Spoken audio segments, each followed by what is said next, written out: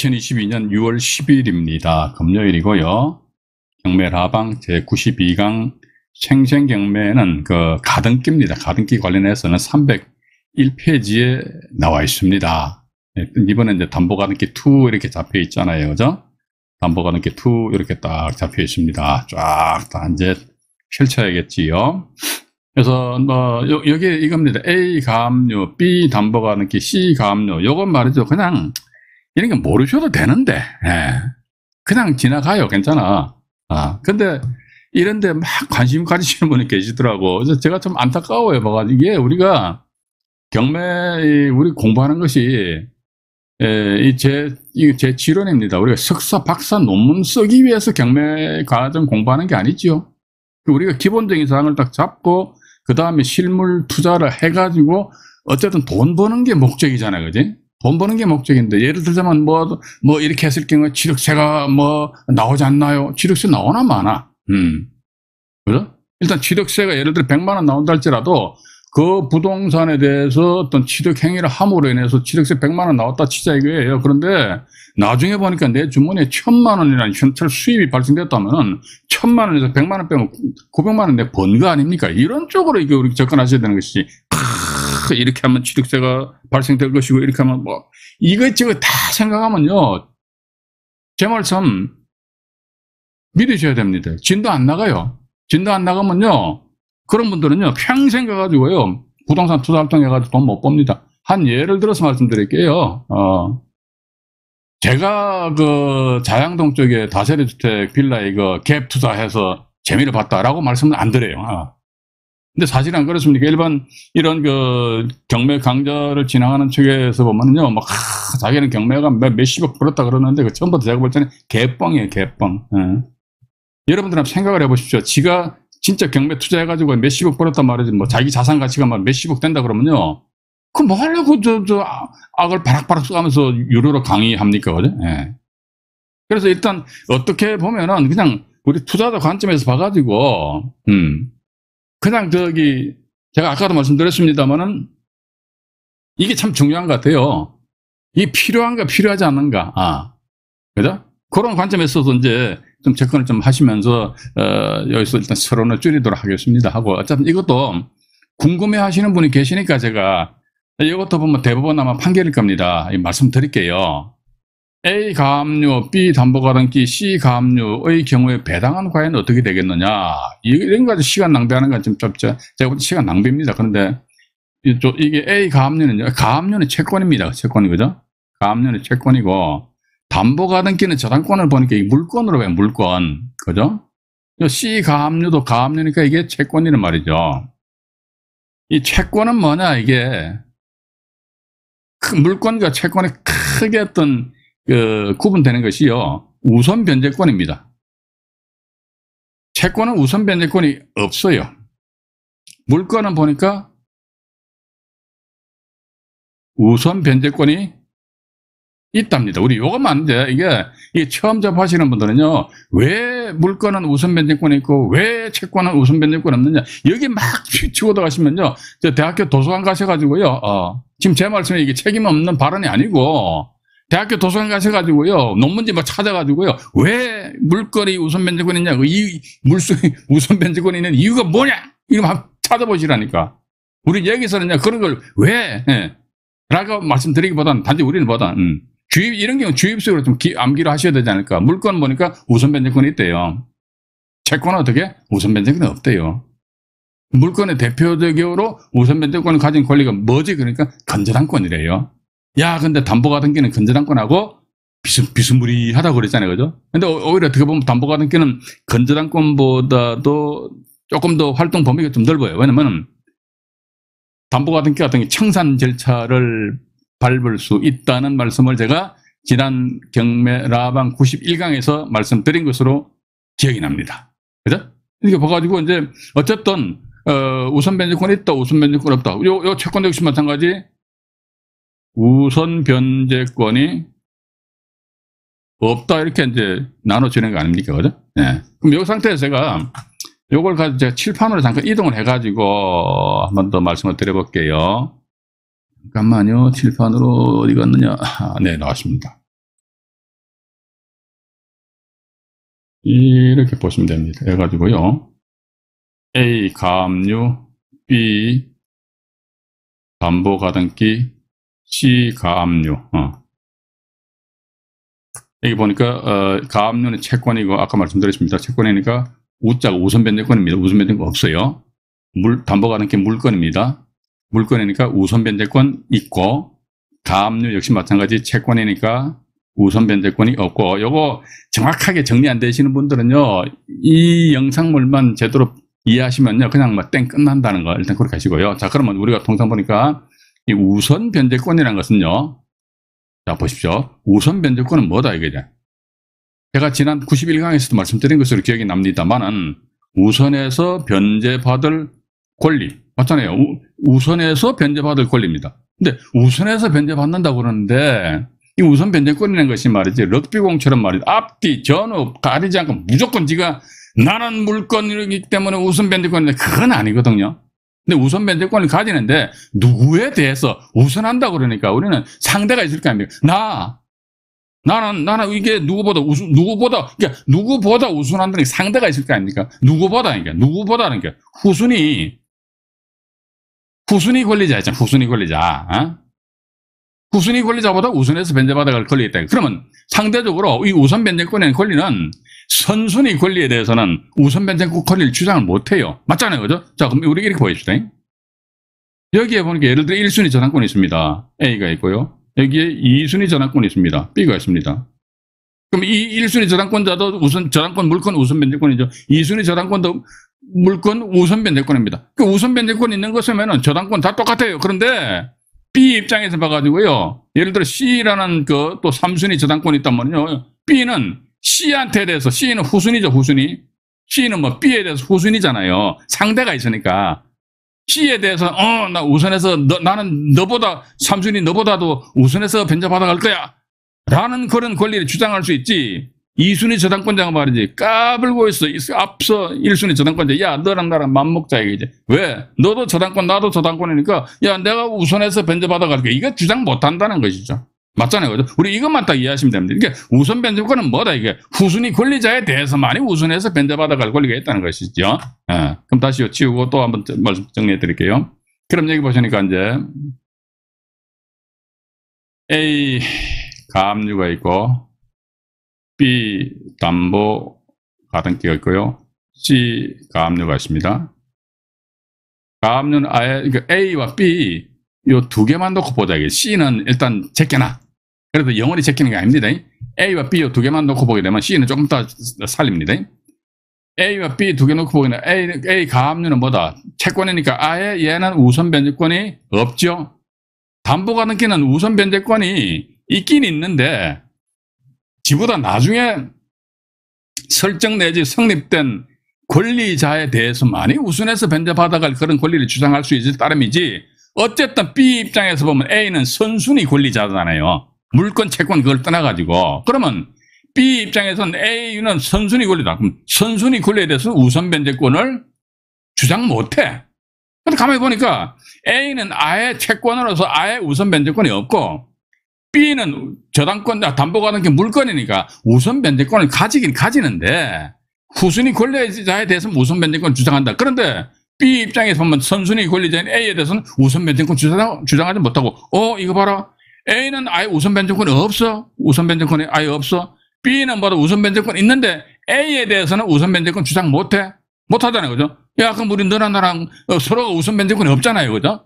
서로가 서로한테 나는 너에 대해서 우선해서 변제받아갈 거야. 라는 그런 권리를 주장할 수 없다는 거죠. 그렇기 때문에, 야, 우리 싸움하지 말고 우리는 우리끼리 이제 조용히, 조용히 그냥 동순입니다. 동순이. 동순위에 의한 안분 비례배당을 하자. 이렇게 나갑니다. 자, 그럼 이제 두 번째 보니까 이제, 요 A, B가 있으니까 A, C를 보자. A, C 자 보십시오.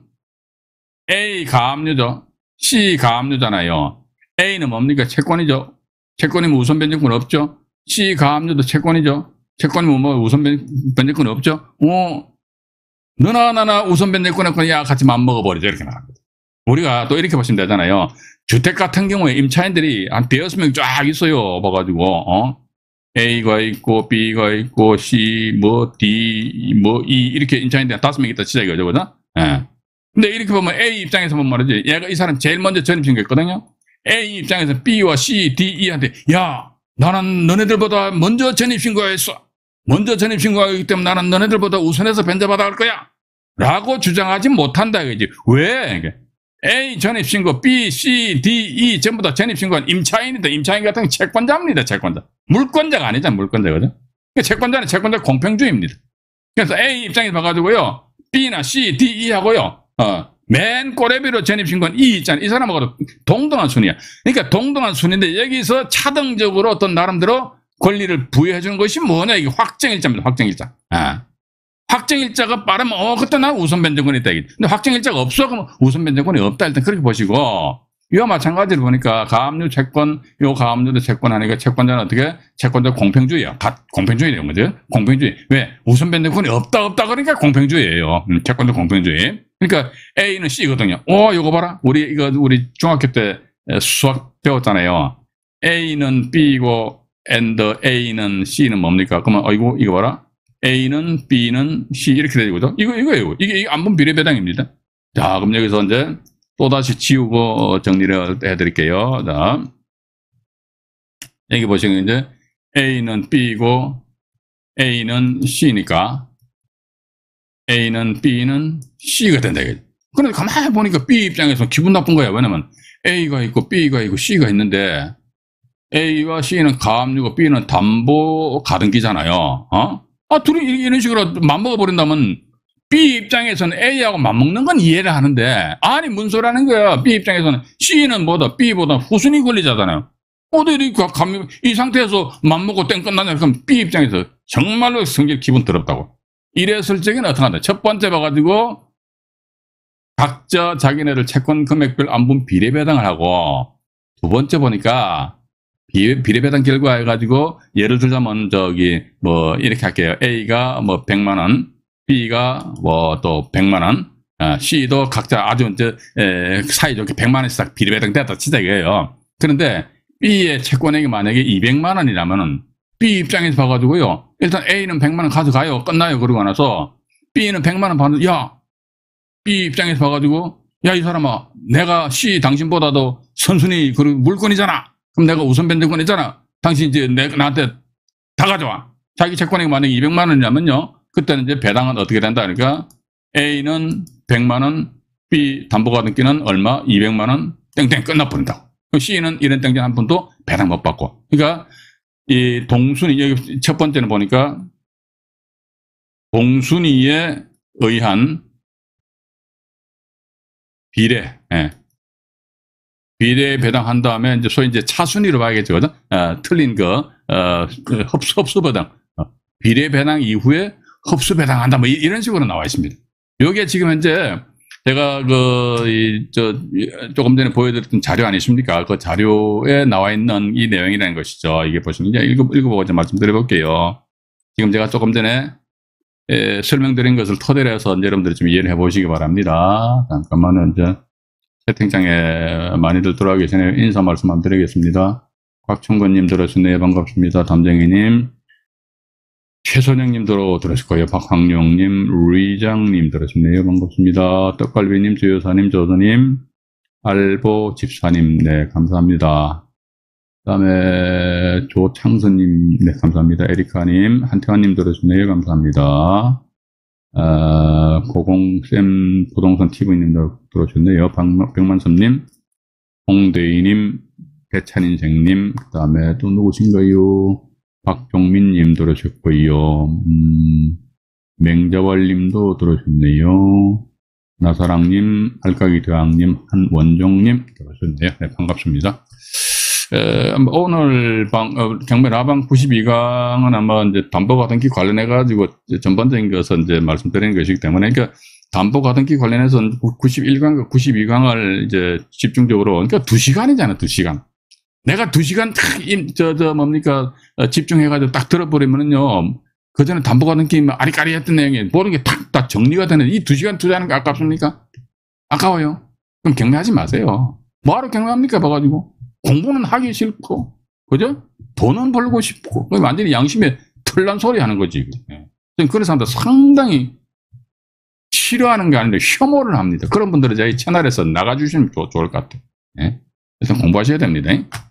자, 이게 보시면 제가 조금 전에 칠판에서 설명드린 것을 토대로 해가 말이죠. 이게 보니까, 이 내용이 보면요. 이 내용이 보면 이겁니다. A 가압류, B 담보가등기, C 가압류 경우에 배당은 과연 어떻게 되느냐, 이 내용인데, 여기 이 배당함에 있어서는, 여기 다음 페이지 나와요. 배당, 이게 안분 비례 배당하고, 저기 흡수 배당한다 해가지고, 그 다음 페이지를 잠깐 보시죠. 오늘 나방 일시가 2022년 6월 11일이네요. 금요일이고요. 자, 여기 보시니까 이제 나와 있잖아요. 가등기 담보권자는 선순위 가압류 채권에 대해서는 여기 조금 전에 말씀드렸죠. 지금 제가 말씀드린 것이 안정현에게 무슨 머리가 좋다고 지금 안정현 머릿속에 나오겠습니까? 대법원 판사님들이 말씀하신 걸 제가 살포시 컨닝해가 이제 여러분들한테 단지 전달해 드리는 거란 말이죠. 그죠? 우선 변제권 뭐랬겠습니까? 주장할 수 없다고 그랬죠. 그죠? 선순위 가압류에 대해서는 이게 그거잖아요. 이런 식으로 보면 앞에 여기 저기 가압류가 있고 담보 가등기가 있고 가압류가 있다. 이 사람 입장에 봐가지고 선순위 가압류 채권에 대해서 무슨 변제권 주장할 수 없어가지고 선순위 및 후순위 가압류 채권자에 대해서 선순위 및 후순위입니다. 여기에 이게 이제 A는 B고 A는 C다 이렇게 하니까 따라서 A는 B는 C다 이런 식으로 이해를 하시면 돼요. 가압류에 대해서는 1차로 그죠? 1차로 나왔죠. 1차로 채권액에 대한 안분 비례 배당하는 거예요. 이제 안분 비례 배당에 의해서 평등 배당을 하되 해가지고 평등 배당을 한다 하면 거기 어떤 담보가등기권자 입장에서 기분 나빠지는데 하되 해가지고 담보가등기권자는 후순위 가압류 이거죠. 후순위 가압류 채권에 대해서는 우선 변제권이 인정되기 때문에 당연하잖아요. 선순위니까 그 채권으로부터 받을 배당을 말이 이상하네요. 그 채권액으로부터 받을 배당액으로부터 자기 채권 금액을 이게 담보가등기는 자기 채권액을 만족시킬 때까지 후순위 가압류권자가 배당받은 안분 비례 배당받은 금액을 흡수해서 변제받을 수 있으며, 그죠? 그래서 선순위와 후순위의 가압류 채권이 동일인 권리를 할지라 이게 그 동일이라는 것은 예를 들자면 여기서 뭐 A가 가압류하고 B가 담보가등기를 설정한 상태에서 또 A가 또 가압류했다. 손 치더라도 이게 결과는 똑같다 이거죠. 그래? 예. A는 B는 C, A는 B는 A인데 이 상태에서 안분 비례 배당을 해. 그 다음에 B 입장에서 봐가지고 너 비례 배당 받은 금액 있잖아. 그에 대해서 나의 채권액을 만족할 때까지 가져와. 왜? 나는 너보다 우선해서 변제받아갈 권리가 있다. B 입장에서는 A한테 우선 변제권을 주장하지는 못한다. 그죠? A한테는 그죠? 선순위 권리자니까. 근데 B는 A 후순위 사람만 같더라도 권리가 후순위 가압류권자 A한테는 우선해서 변제받아갈 권리가 있다. 일단 그렇게 좀 이해를 하시면서요. 무엇인가요? 한원종님 지각하셨네요. 백운산 귀신님도 오늘도 지각하셨네요. 지각하지 마세요. 지각하지 마시고. 자, 그리고 이제 두 번째 내용입니다. 두 번째 내용 보면요. 담보가등기는 이거는 이제 가등기 담보 등에 관한 법률 제15조에 나와 있는 것 같아요. 담보가등기는 매각으로 소멸한다 이렇게 나와 있거든요. 담보가등기는 매각으로 이게 15조 나와 있잖아요. 담보가등기는 매각으로 이제 소멸한다. 담보가등기 걸리는 그 부동산 매각이 뭡니까? 매각은 낙찰자 대금 납부한답니다. 낙찰자가 대금을 완납한답니다. 이게 부동산이 매각되었다는 것은 그 소유권이 이전됐다는 거 아닙니까? 매각 팔렸다는 것이죠. 그죠? 그러면 이게 보는 민사집행분배조 135조로 보게 되면은 낙찰자가 대금을 완납하면은 낙찰자는 그 경매 부동산의 소유권을 깔깍 취득한다. 일단 그렇게 나와 있습니다. 그래서 매각에 의해서 소멸한다고 규정하고 있으므로, 그죠? 낙찰자가 이게 뭐 옛날 대법원 93다니까 아주 옛날 판결이네요. 그죠? 이 당시에는 이제 경락대금이었습니다. 이제 요즘은 매각대금 이렇게 나왔는데 경락대금을 모두 지금 아무래도 소유권을 취득하였다면은 담보 가등기 권리는 소멸되었다고 당연하죠. 소멸되었다고 보아야 할 것이고 그 후에 경료된 위 가등기 이게 뭐냐면요. 이 같아요. 봐가지고 이게 담보 가등기가 예를 들어가지고 이게 담보 가등기가 있단 말이죠. 그죠? 담보 가등기가 있는데, 뭐, 누가 경매가 진행되다 보니까, 편의상 A라는 사람이 낙찰을 받아가지고, 그 이후에 이때쯤에서 대금을 완납해버렸어요. 대금 완납하게 되면은 이 담보가등기는 뭐 가담법 15도에 보면은 매각일이 대금 납부한 때라서 이게 죽어버린단 말이죠. 그죠? 그러면 이 죽어버리면은 이 권리, 담보가등기라는 권리자 아예 없잖아요. 그죠? 아예 없는데 이유 가지고 말이지, 지가 나중에 시금방지금 말이지, 나중에 말이지, 나 본등기 할게요. 이러면. 이건 뭐다, 이게. 예. 무효의 등기다, 이게. 왜냐면, 주권 권리로서 본등기 할 수는 없단 말이죠. 그죠? 예. 그런데 제가 91강인가요? 거기서 뭐 제가 간단하게 말씀드린 것 같습니다. 이게 청산 절차, 경매 신청에 의한 기입 등기 되기 이전에 이건 조금 실무를 해보신 분들은 아차 해가지고 요거 요렇게 활용하면 되겠다 하는 것이 번쩍 뜨실 겁니다. 예. 번쩍 안 뜨시는 분들은 조금 더 연구를 하셔야 돼. 그죠? 예. 근데 그건 뭐냐, 이거, 이미 청산 절차를 담보가등기인데도 불구하고요, 청산 절차를 완료해버려서 청산 기간이 끝났단 말이죠. 청산 기간이 끝나가지고 청산금 지급한다면 지급을 해버린다든지, 예? 또 청산금을 지급할 게 없다 하더라 그러면 청산금 지급할 게 없다 이렇게 상대방한테 통보하고 2개월이라는 기간이 땡 지나면 청산 절차가 완전히 끝난 거예요. 청산 절차는 끝났는데 단지 담보가등기는 지가 본등기를 안 했을 따름이야. 근데 그런 담보가등기는 경매 절차상에 있어서 말소 안 되고 때로는 낙찰자의 애물단지가 될 수 있는 그런 권리가 될 수 있다. 이 내용에 대해서 제가 91강에서 말씀드렸거든요. 아리끼리 하신 분들은 또 91강을 다시 한번 더 보시기 바랍니다. 지금 제가 안종희 경매TV 채널에서 방송 진행하는 거 제가 자꾸 제 입으로 이런 말씀 드리면 자화자찬 같습니다만은 글쎄요, 좀 뭐 대한민국에서 뭐 1등이다 그런 말씀 드리고 싶진 않아요. 그런데 어쨌든 봐가지고 제가 그동안에 경험해왔던 내용에 돼가지고 또 뭐 그동안 저도 공부도 좀 했으니까 그 부분에 있어가지고 이제 있는 거 없는 거 여러분들은 다 전달해 드리는 그런 입장이기 때문에 물론 그렇다고 제가 모든 걸 다 커버하고 다 안다는 건 아니에요. 그죠? 그래서 그런 부분에 있어서 저는 자부심을 가집니다. 그렇기 때문에 차근차근 한번 방송된 영상물을 시청을 해보시기 바랍니다. 다른 채널처럼 말이지 그냥 뭐 무슨 컨설팅 회원을 모집한다든지 경매 학원에 어떤 수강생을 모집을 하기 위한 미끼 영상으로서 제작을 하는 게 아니기 때문에 그죠? 저는 있는 그대로 다 말씀드린단 말이죠. 그죠? 그래서 제가 말씀 안 드립니까?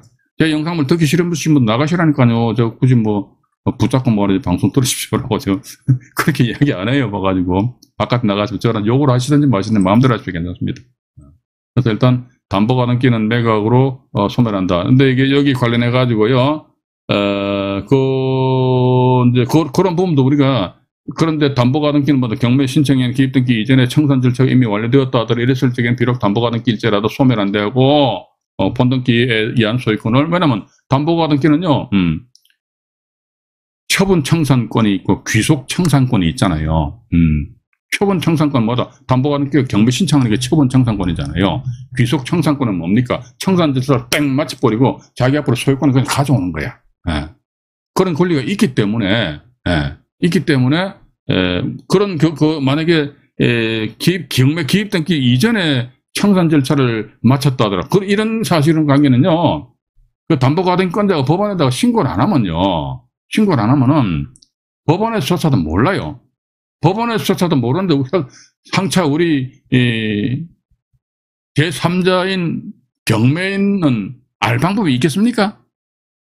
없어요. 어떻게 합니까? 봐가지고 나가서 선순위 가등기 있다 이거죠. 이랬을 적에 또 법원에서 나름대로 어떤 독촉을 한다고 말씀 안 드렸습니까? 91강에서 야 당신 담보가등기야? 그럼 채권계산서 제출해. 아니면 이제 보존가등기야? 그럼 보존가등기라고 신고해. 근데 이 사람은 담보가등기임에도 불구하고 이제 자기는 귀속 청산권을 가지고 있다는 것이죠. 그래서 굳이 법원에다 채권계산서 제출할 필요가 없죠. 맞잖아요, 그죠? 근데 자기가 나는 청산 다 마쳐가지고 저 부동산 단지 내 앞으로 본등기만 하면 내 건데 내가 굳이 뭐 법원에다가 나 이거 채권액이 얼마입니다라고 채권계산서를 제출할 필요가 없단 말이죠, 그죠? 채권계산 제출 안 했다더라 그러면 이게 선순위에 가등기, 그러니까 보존가등기로 이제 우리가 볼 수도 있지 않겠느냐. 사람들이 그렇게 생각한다는 것입니다. 그죠? 근데 중요한 사실은 뭐다 봐가지고, 그러한 가등기가 담보가등기인데, 자꾸 반복해서 말씀드립니다만은, 청산 절차를, 경매 기입등기 이전에 청산 절차를 밟았다더라, 그러면요, 말 그대로 이제 투자자 입장에서 봐가지고 하나의 어떤 복병이 될 수도 있지 않느냐. 그럼 제가 지난 91강에서 말씀 안 드렸습니까? 우리가 선순위에 가등기가 있다 하더라고요. 선순위 가등기가 있는데 그 가등기가 보니까 조사를 해보니까 담보가등기 같더라. 응? 담보가등기다 그러면 담보가등기 같은 경우는 말소기준권리다. 그죠?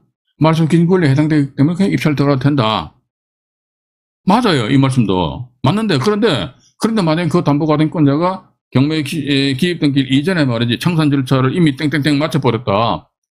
그럼 그때는 이 사람 뭐다 처분 청산권을 가지고 있는 것이 아니고 귀속 청산권을 가지고 있기 때문에 단지 본등기에서 자기가 저 사람의 채무자 명의의 부동산을 자기 걸로 가져올 수가 있다는 것이죠. 그러한 그 경우가 발생될 수도 있기 때문에 근데 참 문제는 그거잖아요. 그래서 이게 제가 항상 불만스러운 게 뭐냐면요. 이런 사실관계에 대해 가지고 우리가 경매인 입장에서 명명백백하게 조사할 수 있는 방법은 뭐냐. 그러니까 매각기일 당일날 민사집행사건 기록부를 딱 보여주면 끝나버려요. 왜 안 보여주냐고? 왜 안 보여줘? 예? 제가 알기로는요, 또 이 말씀 드려볼게요. 그전에 민사소송법에서 경매가 진행되다가 2002년 7월 1일부로 해가지고요, 민사집행법에 의해서 경매가 진행되더라고요. 근데 그전에 민사소송법에서 경매가 진행될 당시에는요, 옛날에 경매 해보셨던 분들은 기억나실 겁니다. 경매법정 가면요, 앞에 법대가 있죠, 법대. 그 법대가 있는 책상 같은 게 있어요. 거기다 막 당일날 진행되는 경매 사건 기록부 아니 있습니까? 민사집행 사건 기록부에 두꺼운 책이 있어요. 그걸 쫙 펼쳐놓는다고. 펼쳐놔가지고 일반 경매인들한테 열람시켜줬단 말이죠. 아무나 가서 볼 수 있었단 말이죠. 그런데 민사집행법에 의해서 경매가 딱 진행되면서 그걸 안 보여줘. 근데 지금 제 기억으로는 말이죠. 안 보여주는 이유가 두 가지가 있는 걸로 기억하고 있습니다. 첫 번째 뭐냐면 민사집행 사건 기록부를 일반인들한테 보여주게 되면은 열람시켜주게 되면 민사집행 사건 기록부가 훼손이 일어나고 훼손이 일어나고 또 두 번째 보니까 민사집행 사건 기록부를 경매법정에서 매각기일 당일날 보여주게 되면은 경매법정이 혼란스럽기 때문에 안 보여주지롱 이런 식으로 아마 그 이유가 아마 이게 맞을 겁니다. 근데 이게 말이 됩니까? 돈이 왔다 갔다 하는 그런 문제인데 이게 훼손된다 그러면요. 경매 법정 가보시게 되면요. 나이 좀 드신 분 계십니다. 그분이 집행관이고 옆에 좀 젊은 양반 몇 사람 앉아 있잖아요. 그 사람들 집행관 보조예요. 그 사람들 앞에 딱 서가지고 민사집행 사건 기록부만 하지 누가 훼손하는가 안 하는가 두 눈 푹 뜨고 확인하면 될 거 아닙니까? 그죠? 또 두 번째 경매 법정이 11시 혼란스럽다. 여러분들 경매 법정 가보십시오. 정리라는 거하고 무슨 모자 하나 쓰고 내부를 정리하는 사람이 있어요. 모자 쓰면 모자 벗어야 이런 식으로 하는 사람이 있거든요. 그런 사람은 가가지고 내부를 정리하면 될 거 아닙니까? 예. 그건 어떻게 핑계다. 근데 어쨌든 2002년도부터 해가지고 현재 2022년이지 않습니까? 20년 가까이 이게 변하지 않고 있다는 것은 제가 볼 때는 뭔지 상당히 좀 문제가 있다. 이게 보여줘야 돼. 이게 보여주면은 나름대로 선순위에 가등기가 있는데 이놈 가등기가 이게 담보 가등기냐 보존 가등기냐 여기에 대해서 법원에서 통지를 하고 통지에 따라서 이 사람이 뭔가 날라왔느냐 이런 사실관계를 확인해보고 여러 가지 우리가 확인할 사항이 있을 수 있거든요. 근데 현행법에서 이렇게 나오니까 말 그대로 이제 뭐 죽은 자식 불알 만지기식 아닙니까? 맨날 떠들어봤자 아무 의미가 없어요, 봐가지고. 아무 의미가 없다는 거. 일단 그럴 것이고요. 세 번째 보니까 이제, 요건 제가 일부에서는요, 이겁니다. 여기 마지막이에요. 가등기 담보된 법률 12조하고 13조인데, 하고 2부에서는 제가 우리 생생경매 교재에 나와 있는 담보 가등기 관련된 그런 경매 사례가 있습니다. 그 경매 사례를 우리 시청자 여러분들에게 생생경매 교재에 의해 가지고, 소개를 시켜드리도록 할게요. 여기 보시면 이제 가등기 담보 등에 관한 법률 12조입니다. 밑에 보니까 가등기 담보 등에 관한 법률 13조입니다. 12조는 뭐냐 경매의 청구입니다. 이게 이제 처분 청산권이죠. 처분해 버린다 이제 확 그냥. 그러니까 담보 가등기는 처분 청산권이 있고 귀속 청산 절차를 밟아가지고 자기 앞으로 소유권을 귀속시켜버린다. 그죠? 이 두 가지가 있는데, 경매 청구한다니까 처분하는 거야. 이게 뭐가지고, 이때는 담보가등기 권리는 뭐로 본다? 저당권으로 본다. 이렇게 나와 있지 않습니까? 또 13조는 보니까 우선 변제 정권이랍니다. 여기 보니까 담보가등기 또 나와 있죠. 저당권으로 보고, 그죠? 또 그 담보가등기를 마칠 때 저당권의 설정 등기가 행하여진 것으로 본다. 또 보니까 다른 채권자보다도 자기 채권을 우선 변제받을 권리가 있다. 이게 다른 채권자니까 이게 후순위 권리자로 정확하게 하면요, 후순위 권리자 일반 채권자 이렇게 표시해야 되네. 그냥 뭐 두루뭉실해가 다른 채권자 이렇게 있는데, 다른 채권자 그러면 자기보다 앞선 채권자도 다른 채권자잖아요, 그죠? 이게 아니라 후순위 권리자 또는 일반 채권자 같은 경우 우선 변제권이 없으니까 보다도 자기 채권에게도 우선해서 변제받을 권리가 있다. 어쨌든 봐가지고 경매 청구할 수도 있고 우선 변제 청구할 수 있는 그런 권리도 있다. 일단 그렇게 좀 이해를 하시면서요.